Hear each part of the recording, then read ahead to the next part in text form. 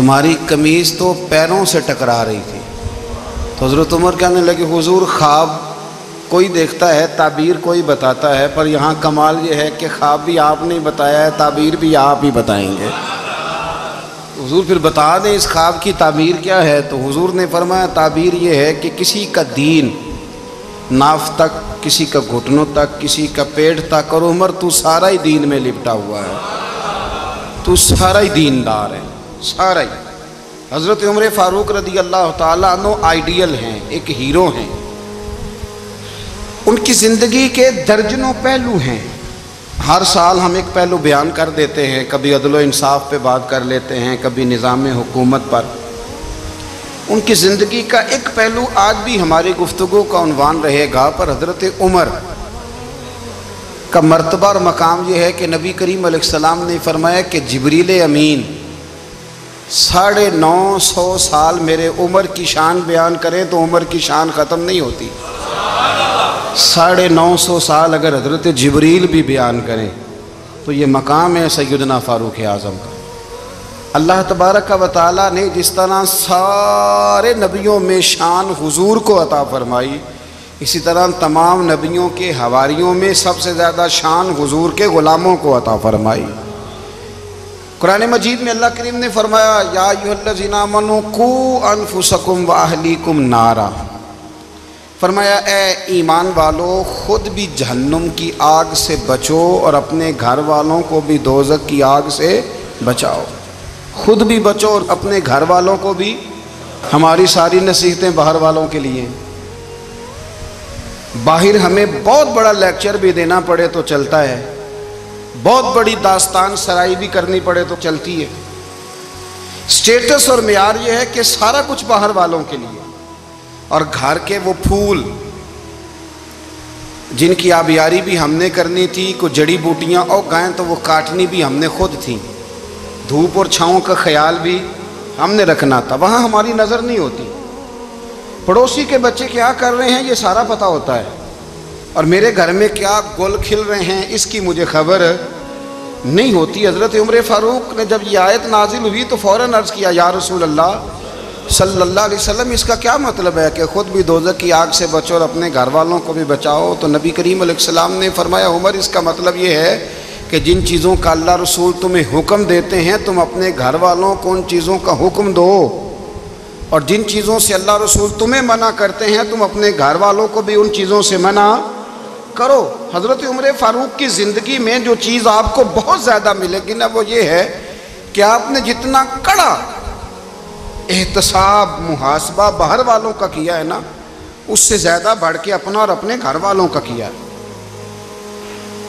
ये बड़ा अजीब मामला है कि हम जितने लोग हैं हमारा मेयार ये है कि सामने वाला गलत है और मैं ठीक, यानी दूसरे का बच्चा गली में नज़र आ जाए तो उसकी गलतियां निकलनी शुरू हो जाएंगी, और मेरा बच्चा सारा शहर घूम आए एक टायर पे मोटरसाइकिल पे, तो हम कहते हैं कि अभी बच्चा है, इंशाल्लाह सियाना हो जाएगा। अगर अब्बा जी आज तक सियाने नहीं हुए कि इसको समझा लें, तो फिर बेटे का सियाना होना तो हो सकता है कि वो 60-70 साल लग ही जाएं।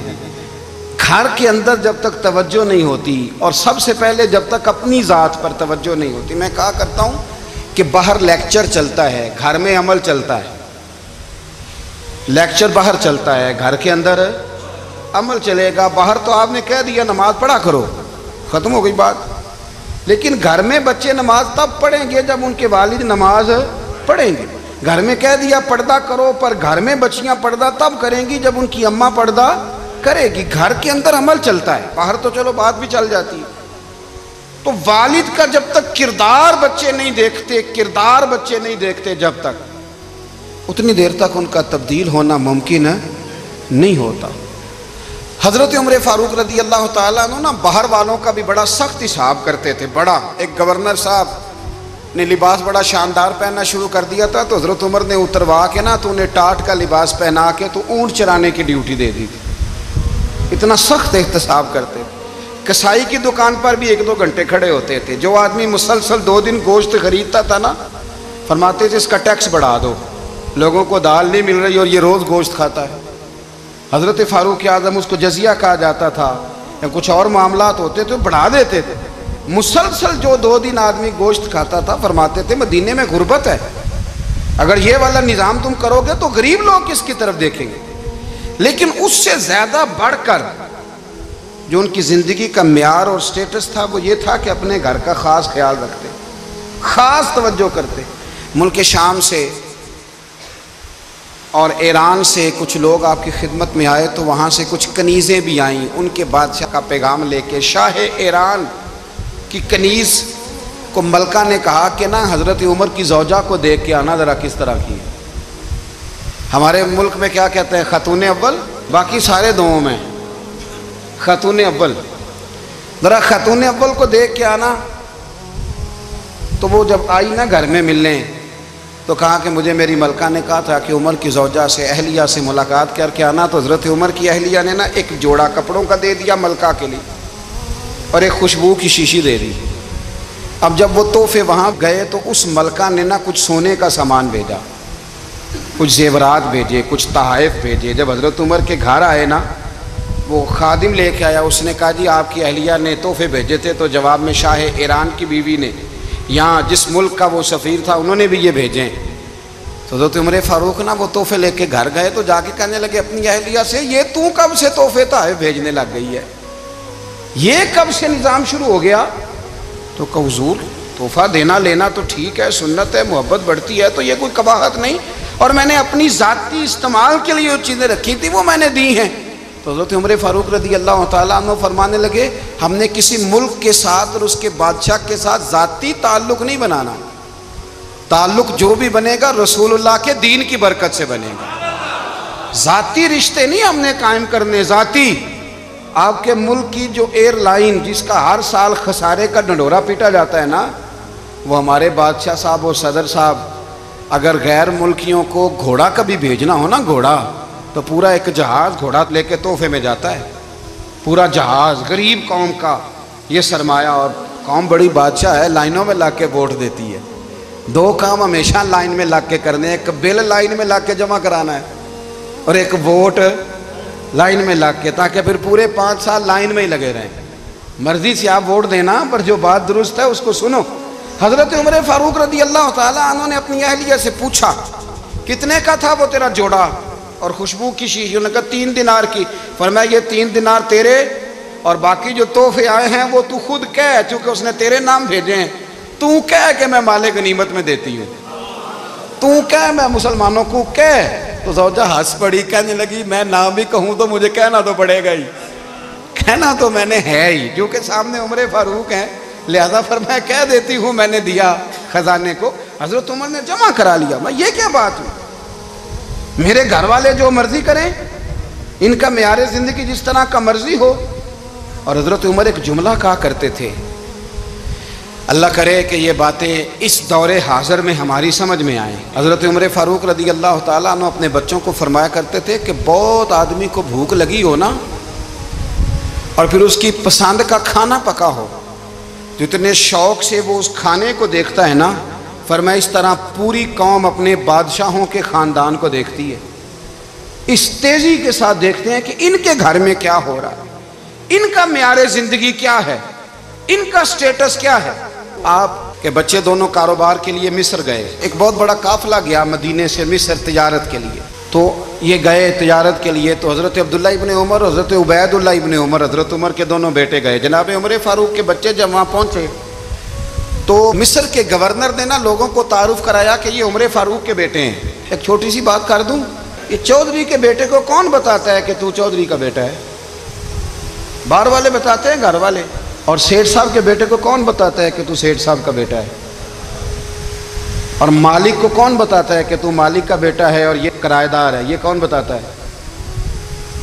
ये सोच हम देते हैं बच्चों को। चौधरी और कम्मी की सोच, अमीर और गरीब की सोच, मालिक और किराएदार की सोच, घर के मालिक की और काम करने वाले की सोच, ये हम देते हैं। याद रखना, ये हम देते हैं, ये हमारा मिजाज है, ये बाहर से नहीं आती। तू कोई शहजादा है, तू सेठ है, तू नवाब है, ये सोच बाहर से नहीं आती। ये अम्मा सोच देती है, अम्मा, ये अब्बा सोच देता है। और फिर जब तबाही उतरती है तो उसके जिम्मेदार भी बाहर वाले नहीं होते, घर वाले होते हैं, घर वाले। हमारे बच्चों की तबीयतों पर ज्यादा नक्श बाहर वालों का नहीं होता, घर वालों का होता है, याद रखिएगा। हजरत उमर फारूक रदी अल्लाह, बच्चे हैं, शहजादे हैं, वो कारोबार करने गए और वहां बताया गवर्नर साहब ने कि ये फारूक आजम के बच्चे अमीरुल मोमिनीन के। लोगों ने उनसे ज्यादा माल खरीदा, तिजारत में ज्यादा नफा हुआ। जाहिर है कि वो आपके जो अल्लाह खैर करे हुक्मरान है, उनके कारोबार कितने मुल्कों में हैं, किस बुनियाद पर हैं? वो सिर्फ इस बुनियाद पर कि वो हुक्मरान रहे, उनके लिए आसान था बड़े लोगों से ताल्लुकात बनाना। हजरत उमर फारूक रदी अल्लाह तआला अन्हु के बच्चे ढेरों माल कमा के जब वापस आए ना, तो हजरत उमर से आके बच्चों ने बतौर मोहब्बत का, अब्बा जी अल्लाह ने बड़ा ही फजल किया है, बड़ा माल कमाया अल्हम्दुलिल्लाह, ये देखें कितना नवाजा है। तो हजरत उमर कहने लगे सारे काफिले ने इतना ही कमाया है, सारे काफिले ने इतना ही कमाया है? तो हुजूर नहीं, सारे काफिले ने इतना नहीं कमाया, सबको इतना नहीं मिला। वो तो वहाँ गवर्नर साहब ने लोगों को तारुफ कराया था कि ये उमर के बच्चे हैं, तो लोगों ने फिर हमसे बड़ा ही खरीदा। तो हज़रत उमर फरमाने लगे ठीक हो गया, मैं बात समझ गया, इस तरह करो, जो तुम्हारी असल ज़र थी ना, जो राज थी, वो रख लो और बाकी सारा माल माले खजाना में जमा करा दो, इसलिए कि ये तुमने तजारत नहीं की, ये तुमने अपने बाप का नाम बेचा है, ये तुमने अमीरुल मोमिनीन के बेटे होने का फ़ायदा उठाया है। फरमाया ये तुम्हारा नहीं हक, ये मुसलमानों का है, इसलिए कि ये माल तुमने मेहनत से नहीं कमाया, ये बाप की कुर्सी का फायदा उठाया है। और फरमाया अगर तुमने माल जमा ना कराया तो मैं माल भी ले लूंगा जबरदस्ती और कोड़े भी मारूंगा, डबल सजा दूंगा, मर्जी से जमा कराओगे तो कोड़ों से बच जाओगे।